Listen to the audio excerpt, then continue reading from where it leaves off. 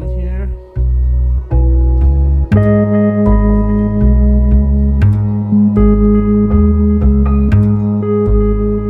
Take the volume down a little.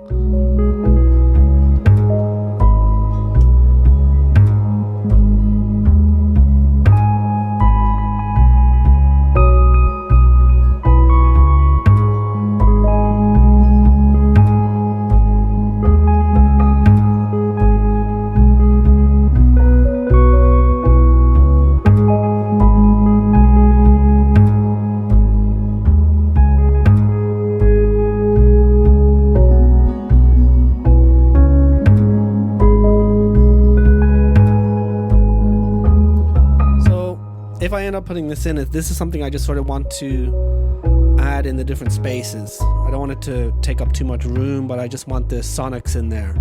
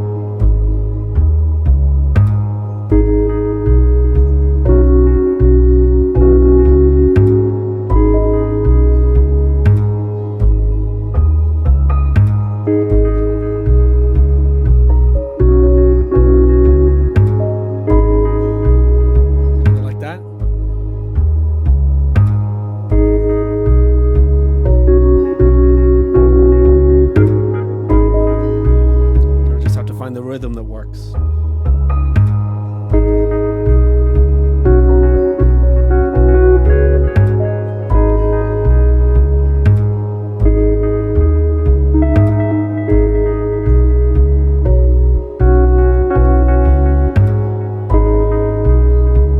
I'm going to do something like that. Here we go.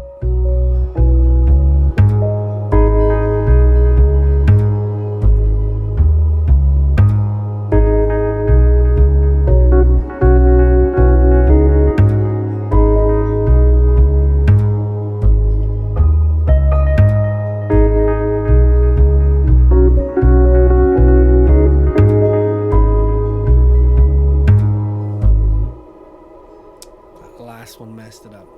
I'm just going to get rid of it and do it again. Here we go.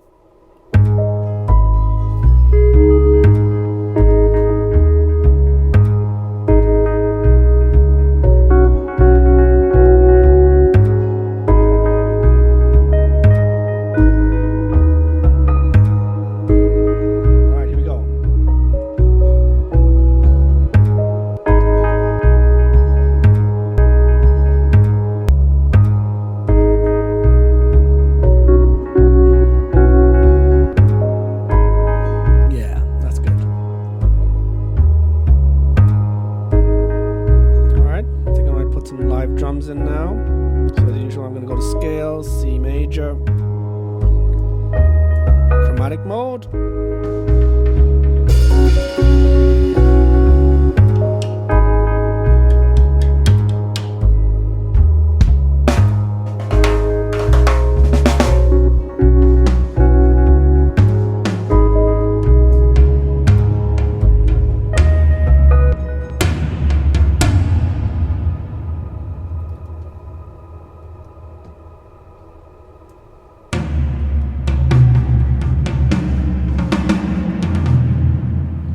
I'm just going to open up the plugin, Superior Drummer by TuneTrack.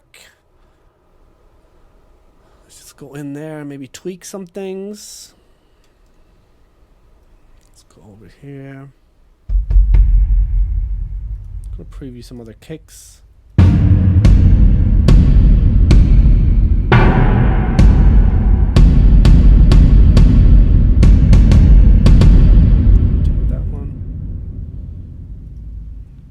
Pearl 50th anniversary snare. Preview some of these. Let's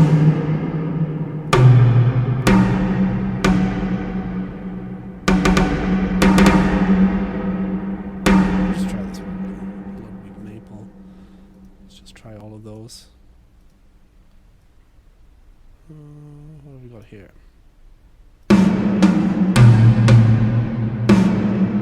Let's try these.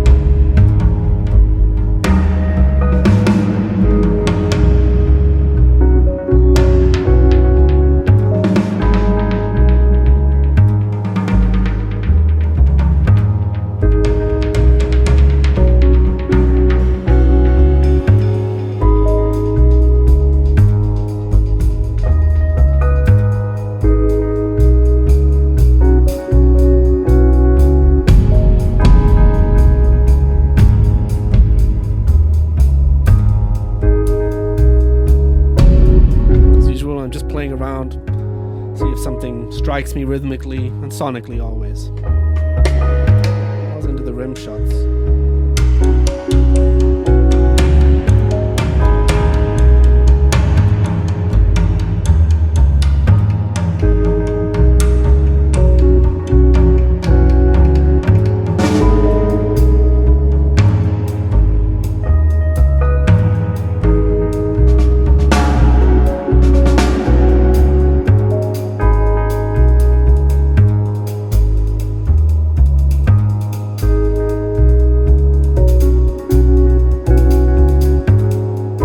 Like the hi-hats.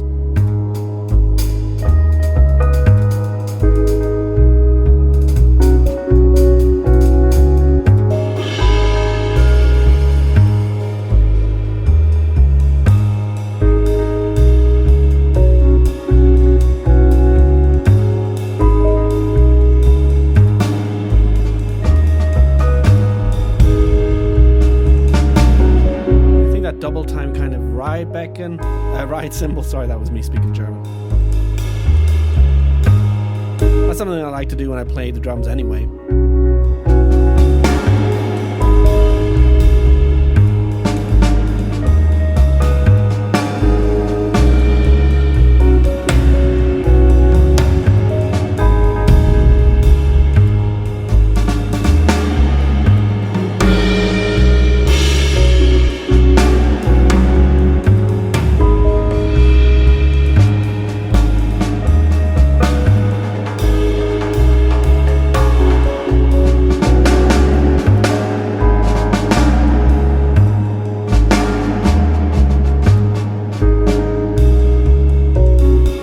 Just record the cymbals. Actually, I'll record a beat. Who cares? Or maybe I'll just do one pure cymbal one, and then I'll do one with bass and snare and some other stuff.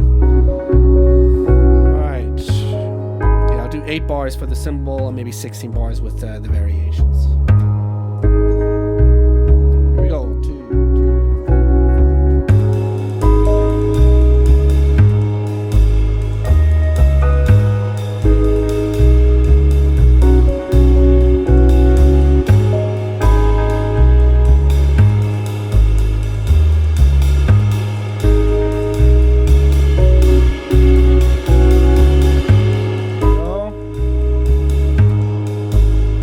16th notes.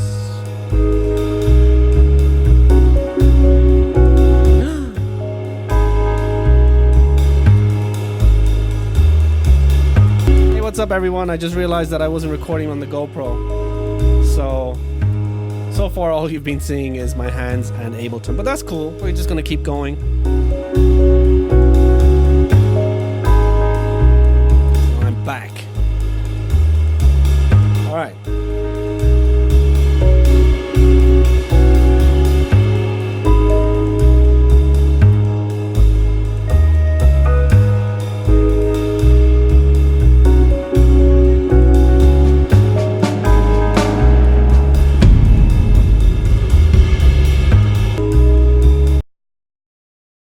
So what I'm going to do now is I'm going to duplicate this. I'm going to double its length. So I'm going to double the loop. There we go. And then I'm just going to play in some other stuff over it.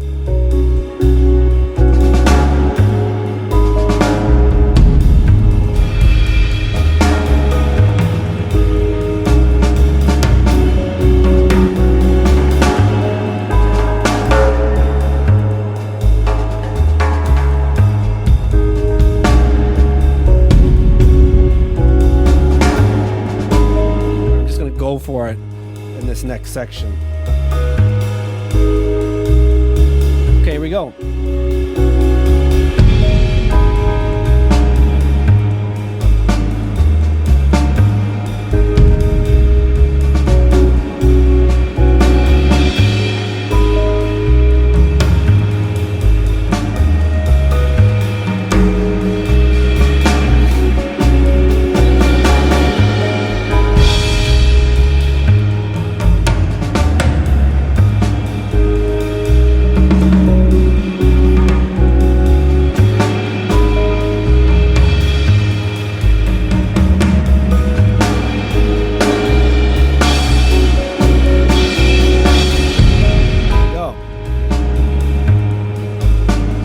It again, 16th notes.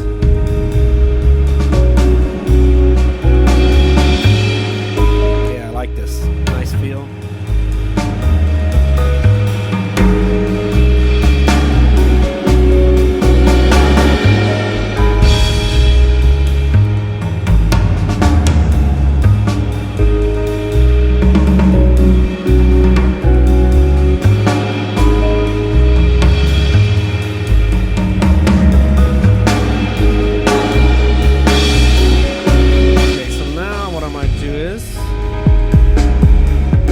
Mellow in the background.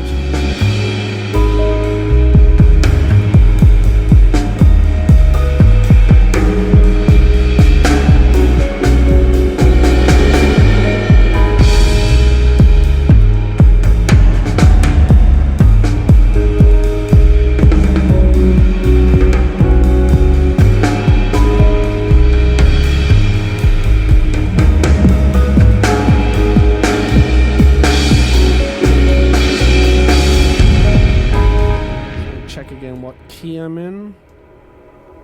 As I am, I think.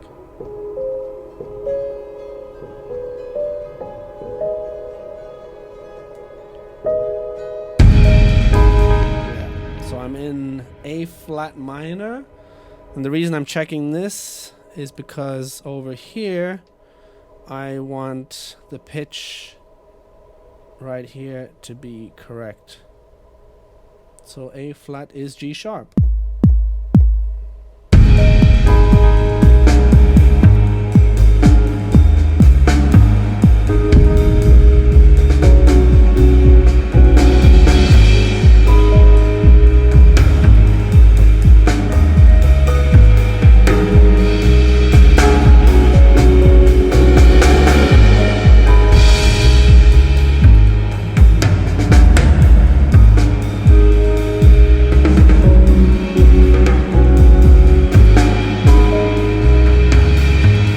So the question right now is, do I want to have this 4 on the floor thing going on? Or do I want something a little syncopated?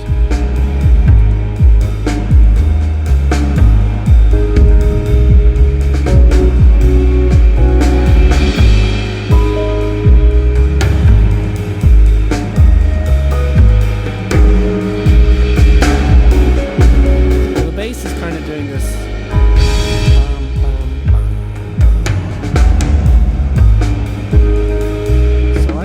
I'm just going to go with the 4 on the floor. There's so much going on drum-wise. Don't need to syncopate it even more. Just keep it accessible. You don't want to go too far over the edge, if you know what I mean. Alright. It's going to be 4 bars. Here we go.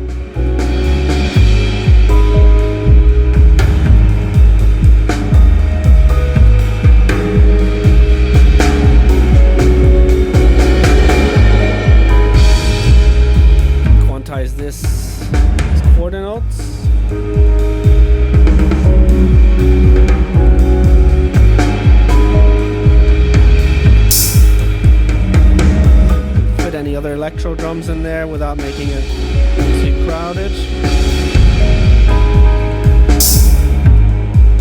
Way too loud. Repeat on eighth note.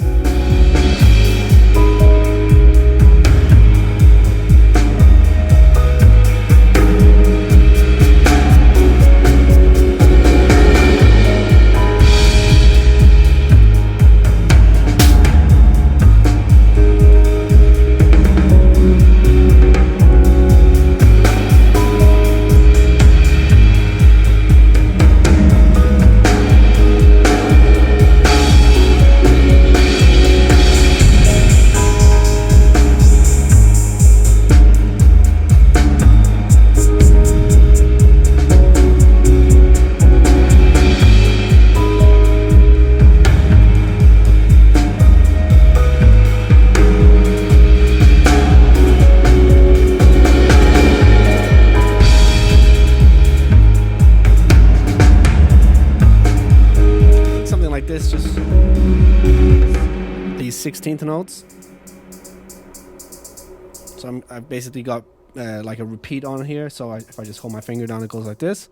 So if I kind of go in and out like this, also with pressure, it gets louder. You can't really hear that much at that volume. But anyway, it kind of, I'm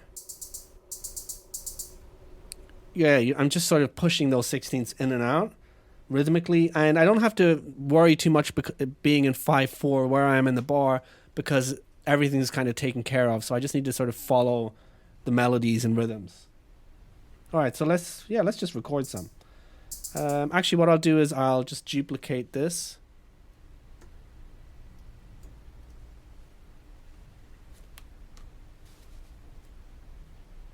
Oh, that's the. I was wondering what that sound was. It's over here. It's the piano. The ambient sounds. All right, so let's record this. Actually, I'm going to double the loop length, so I've got some more variations going on. Here we go.